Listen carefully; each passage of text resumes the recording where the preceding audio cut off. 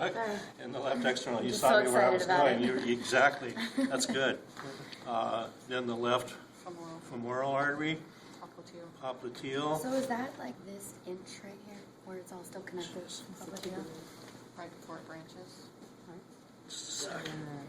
Yeah, right before it branches. How much In other words, of it? don't worry about that. Okay. Here's the point. If I'm gonna ask you, femoral artery, I'm not gonna put the tag like right here. Yeah. I'm gonna put it right in the middle, so there's no doubt. Then if I put one down here, yeah, I'm not gonna put the brachial way down here and try to trick you or something. That's not my deal. You may think so, but it's not. So anterior tibial, left anterior tibial, left posterior tibial, and then the branch of the posterior is the fibular, left fibular artery. So the pulmonary circuit, just remember that the red ones are the veins and the blue ones are the arteries. So this would be the left pulmonary veins and the right pulmonary arteries. More veins than arteries because we're moving back under less pressure, so we're lowering the resistance. So we'd have the same thing over here that we have here.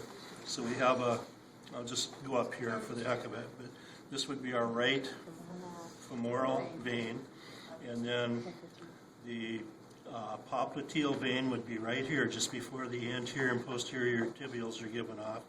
So this would be the right anterior tibial, the right posterior tibial, and they cut the fibular off. I mean, that's the way the model came. I was here when we got it new. And then in addition to that, we have the great saphenous and the small saphenous. You see the small saphenous, you can't confuse that with the fibular. For one thing, they cut it off. Maybe that's why they did it, which was foolish.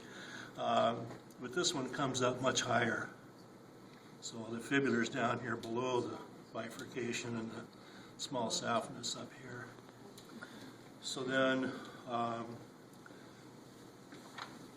this would be the left external iliac and the left internal iliac, the right external iliac and the right internal iliac, right common iliac, inferior vena cava,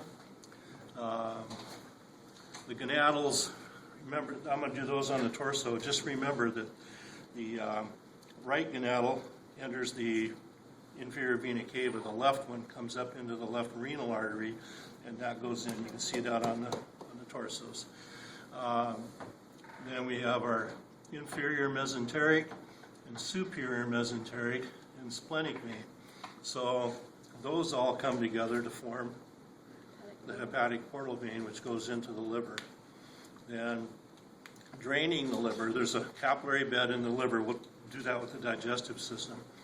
Are the left and right hepatic arteries. They're just kind of painted on the back of the liver here. They empty into the inferior vena cava. And up here, we have the superior vena cava. So we have a symmetrical set of veins we do for arteries for the upper limb. If I always tend to go in the direction of blood flow, but it doesn't really matter. What we have here is the right radial vein and the right ulnar vein and the brachial vein and the axillary vein. In addition to that, we have this one right here. This is all one vein called the cephalic vein, the right cephalic vein. And this is the right basilic vein. And connecting those two is a little venous anastomosis called the median cubital vein. I have to roll up my sleeves for this one. See, I still have a little hematoma there from getting my blood drawn for a physical. The blood work was really good, too.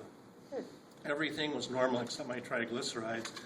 Well, you don't want to hear all that. They were pretty good, though. So, well, we're getting to that, okay?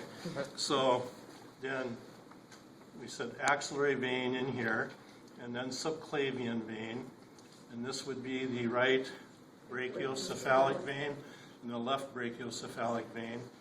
And the right internal jugular and the right external jugular vein. And the ones that we're just asking about are the azygous veins. So we have the azygous vein, which is on the right, and the hemiazygous, which is on the left, and they come together and drain right into the superior vena cava.